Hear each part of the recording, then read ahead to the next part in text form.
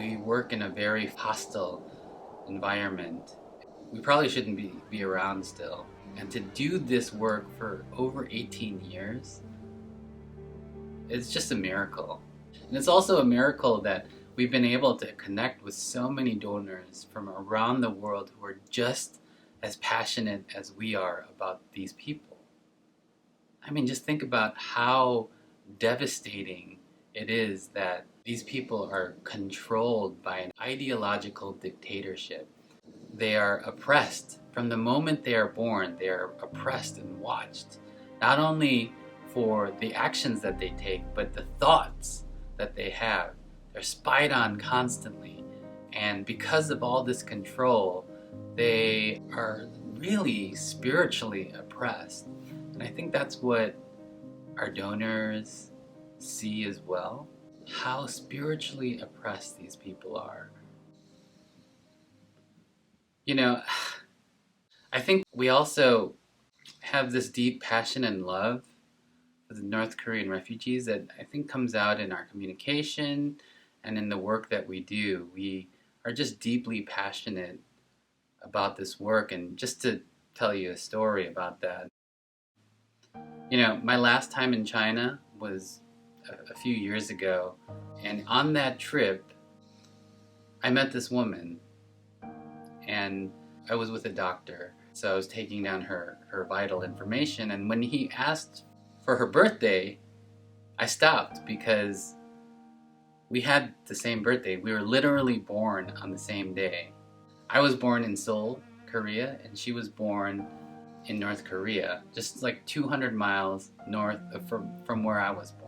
And 200 miles is nothing. It's like from my house to where I went to college. It's just a short drive, and to think that because of that distance, our lives were completely different.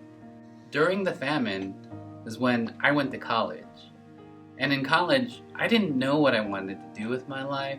On top of that, I had no idea what was going on in North Korea. And I went to school between 1995 and 2000. Well, think about what was happening in North Korea at that time.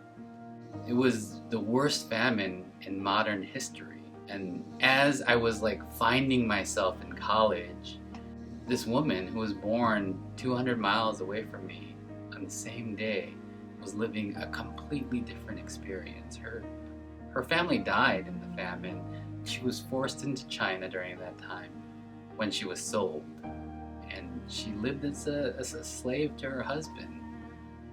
And for me, you know, I graduated college and I was lost. I was searching for a career. My friend Mike Kim in 2001 went to China and he met these refugees. He told me about them and the situation. It changed my life. Like, I couldn't sleep after I heard him tell these stories. And 20 years later, I still cannot sleep. It still haunts me what is happening to these people. That's the difference. Those 200 miles, that's the difference. And that is so unfair that her life is one way and my life is another way. I have a beautiful family here in the US. We are able to eat. We are able to live normal life here in America. And we have our needs basically taken care of. And that is not the case for this woman. She is trapped in China now. And that's unfair. I think all of us here with Crossing Borders feels this burning sense of injustice. So it's our prayer that here on earth it would be more just and a more righteous place. That's how this organization tries to operate, is we try to bring God's kingdom here on earth. That means everyone has the security that is in their relationship with Christ. And that's what we want. That's what we're looking for, is that these people would find inner peace and inner healing. And we do that in whatever way that we possibly can.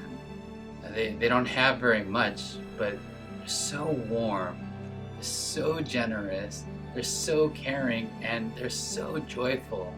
When people from the outside meet North Korean, I think that's really unexpected. There's this joy that comes from knowing the Lord, knowing each other. The world cannot take that joy away, no matter what their circumstances. I find that incredibly hopeful.